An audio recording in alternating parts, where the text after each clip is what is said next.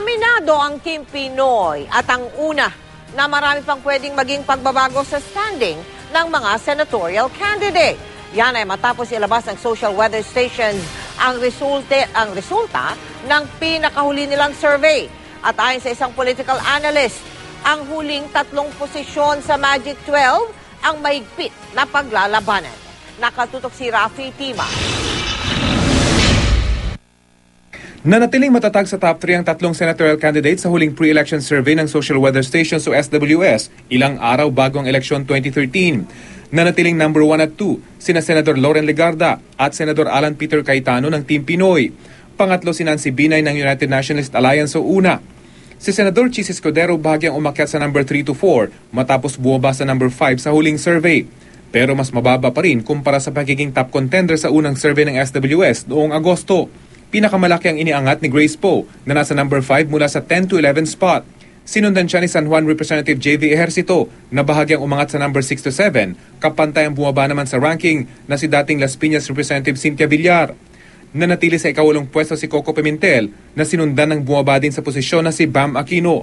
Aminado ang Team Pinoy at una ang huling 3 posisyon ng mahigpit na pag-aagawan. At base sa huling survey ng SWS, 3 Team Pinoy at 3 una candidates umano ang maglalaban-laban dito. Talagang masikip yung last 3 slots. In fact, yung last 2 slots. Pero right now, nakikita namin sa lahat ng pagkilos, lalong-lalo na yung mga naglalabas ng endorsements, lalong-lalo dun sa mga religious groups, ay nakakapabor sa mga Team Pinoy. Talaga ngayon, you will have to rely on your own creativity kung paano mo kung nasa Magic 12 ka, at paano ma-secure yung iyong standing. Kung wala ka naman doon, kung paano ka makasingit. And I hope there will be surprises for us sa una. Isinagawa ng SWS ang survey nitong ikalawa at ikatlo ng Mayo sa pamamagitan ng face-to-face interview sa 2,400 respondents sa buong bansa. Pero ayon sa una at Team Pinoy, posibleng malaki ang magiging epekto sa ranking ng ginawang endorsement ng ilang religious groups pagkatapos isagawa ang survey. Malaking factor din yun Because it's not only the Iglesia votes na makukuha mo, kung hindi may bandwagon effect yung Iglesia ni Cristo vote. Pag nasabing dala ka ng Iglesia ni Cristo, may nadadala pang extra boto yun Karamihan ng Team Pinoy na na-endorso ng mga religious groups ay nando sa bandang dulo. So very confident kami na at the very least talagang siyam sa 12 ay mapupunta sa Team Pinoy.